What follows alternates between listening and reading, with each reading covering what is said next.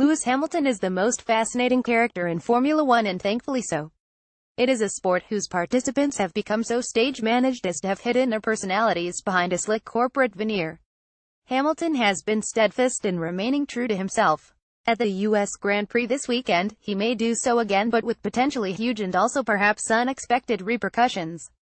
If the British driver chooses to kneel during the U.S. national anthem on Sunday, it would put him at the heart of one of the most divisive conflicts between politics and sport in recent history. Hamilton is within touching distance of becoming the most successful British driver of all time. Should he win in Austin and his World Championship rival Sebastian Vettel finishes 6th or lower, he will take his 4th title, one more than Sir Jackie Stewart. His focus will be that goal, but it will have been preceded by some hard thinking about what to do when the Star-Spangled Banner is playing before he climbs into the cockpit. The Mercedes driver has said he is unlikely to take a knee on Sunday, and is focused only on securing the Drivers' Championship. Hamilton has, however, been open in his support for the protests that began when the former San Francisco 49ers quarterback Colin Kaepernick knelt during the anthem as a reaction to racial injustice and police brutality. The protests grew more widespread after Donald Trump's condemnation. How U.S. sports stars united against Trump. Video explainer: Hamilton is the first and only black driver in F1.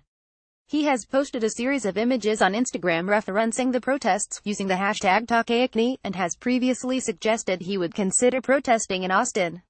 "I will have to start to think about it. What would be right for me to do, or do I even need to get involved?" he has said. "It's not my national anthem, but the issue that is in the States, well, it's not just in the States, it is a global thing. It's more focused and probably at its worst perhaps in America. I think we all do need to stand together." Hamilton has expressed little interest in politics in the past, but this issue has clearly chimed with him. Formula One and politics, however, have never been comfortable bedfellows. The sport was still racing in South Africa under apartheid until 1985. Its former chief executive Bernie Ecclestone has since claimed he pulled F1 out because of the regime. But in the opinion of the South African F1 journalist Dieter Renken, it was pure pragmatism.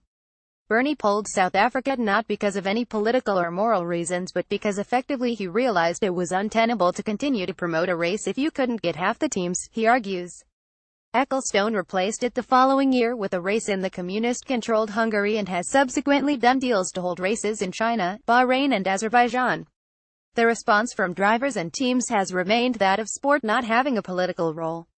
This is a line comprehensively dismissed by Dr. Alan Berner, professor of sport and social theory at Loughborough University and co-editor of the Routledge Handbook of Sport and Politics. Sport and politics are intimately connected, he says. Necessarily so, because it's impossible to think that sport occupies some sphere detached from every other aspect of human society. Equally, politicians know only too well of that connection. Sport is one of the ways in which states market themselves, Berner adds. Athletes are often proxy warriors, but these same politicians are the ones who react badly if they think that someone else is using sport for political purposes. There is a hypocrisy there. Hamilton is not American, but this does not preclude him from having an opinion. The Australian Peter Norman stood on the podium with John Carlos and Tommy Smith at the 1968 Mexico Olympics when they made their Black Power salute, and Norman wore an Olympic Project for Human Rights badge in support. The protest reverberated around the world, but with repercussions for Norman, too. He was not selected again for the Games, a decision for which the Australian Parliament issued him with a posthumous apology in 2012. Hamilton will be aware that should he kneel it may be perceived badly by some in the US, but Berner recognizes that the Briton would be displaying bravery and empathy. "I would admire him for doing so, as I admire all sports people for saying, we don't just play sport, we live in the real world." However, Berner issues a further note of warning. "I would just be concerned it would do Trump more good than Hamilton would want to be accused of doing. I don't think respect for civil rights should know or recognize national borders, but in this case it may be something that Trump and his supporters seize upon to say this is the problem with the world today. America is a great country and these foreigners don't respect it. That would be the one concern. That he might be playing into the hands of the American right."